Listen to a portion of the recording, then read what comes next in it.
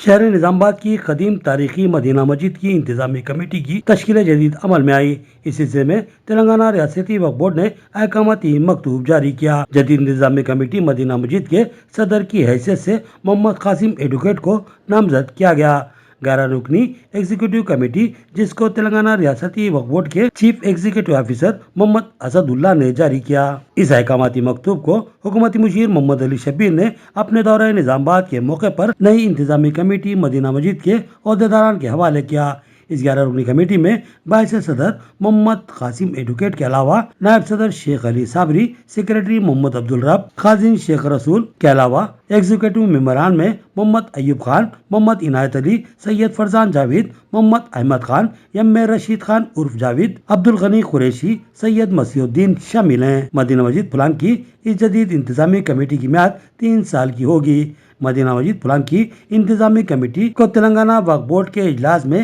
ریاستی چیئرمین وقف بورڈ سید عظمت اللہ حسینی کی صدارت میں بتاریخ 26 اکتوبر 2024 کو منظوری دینے کا فیصلہ کیا گیا تھا۔ اس سلسلے میں حکومتی مشیر محمد علی شبیر نے بھی سفارش کی تھی۔ احکامات کی اجرائی کے بعد اس احکاماتی مکتوب کو حکومتی مشیر محمد علی شبیر نے سینئر جرنلسٹ احمد علی خان، مسترجع جنگلات محمد اعظم کی موجودگی میں جدید انتظامی کمیٹی مدینہ مسجد پلان کے صدر محمد قاسم ایڈوکیٹ اور دیگر ذمہ داران کے حوالے کیا۔ 9 نامزد کمیٹی کے ذمہ داران نے حکومتی مشیر محمد علی شبیر، ریاستی چیئرمین وقف بورڈ سید عظمت اللہ حسینی، سینئر جرنلسٹ احمد علی خان، ممتاز سماجی جہدکار سلطان احمد بامدی، مسترجع جنگلات محمد اعظم سے دلی اظہار تشکر کیا۔ مقامی امراض کے مطابق مدینہ مسجد پھلانگ، جو ریاستی وقف بورڈ میں درج رجسٹر ہے، اور محلے پھلانگ میں اس مسجد کے لیے وقف شدہ کئی جائیدادیں موجود ہیں جس سے لاکھوں روپے کی آمدنی ہوتی ہے، لیکن گزشتہ 10-15 سالوں سے وقف فنڈ کی عدم ادائیگی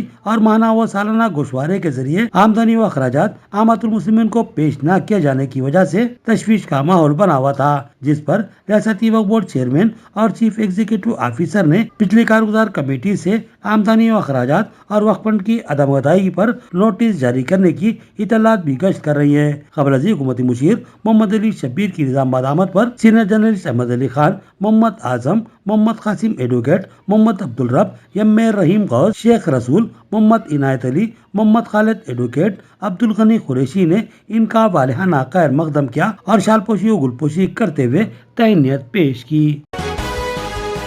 جمعرات بتاریخ 31 جولائی 2025 کو رنجل منڈل نظام آباد کے موزین علاقے ضلع پریشد اسکول کے ہردل عزیز پرنسپل شنکر جی کے رضاکارانہ ریٹائرمنٹ کے موقع پر ان کی خدمات کا اعتراف کرتے ہوئے اور خراج تحسین پیش کرنے کے لیے ایک پروگرام کا انعقاد عمل میں لایا گیا، جس میں مفتی مرزا عابد بیگ قاسمی، صدر جمعیت علماء منڈل رنجل و ناظم مدرسہ اصلاح البنات کندہ کرتی نے خطاب کرتے ہوئے کہا کہ آج کا دن ہمارے لیے خوشی اور غم کا حسین امتزاج ہے۔ خوشی اس بات کی ہے کہ ہمیں اپنے محترم پرنسپل کی خدمات کو خراج تحسین پیش کرنے کا موقع مل رہا ہے، اور غم اس بات کا ہے کہ اب یہ شخصیت جو ہماری رہنمائی کا مینار تھی، آج ہم سے رسمی طور پر رخصت ہو رہی ہے۔ ان کی خدمات اس اسکول کے لیے انتہائی بے مثال رہی ہیں۔ انہوں نے اپنی شخصی دلچسپی و محنت سے اس اسکول کو ترقی کی سمت گامزن کیا، اور ان کی وداعی سے جہاں اساتذہ اشکبار ہیں، وہیں طلبہ بھی غم کی تصویر بنے ہوئے ہیں۔ یہ کسی استاد کے لیے فخر کی بات ہوتی ہے کہ صرف اس کی کمی کو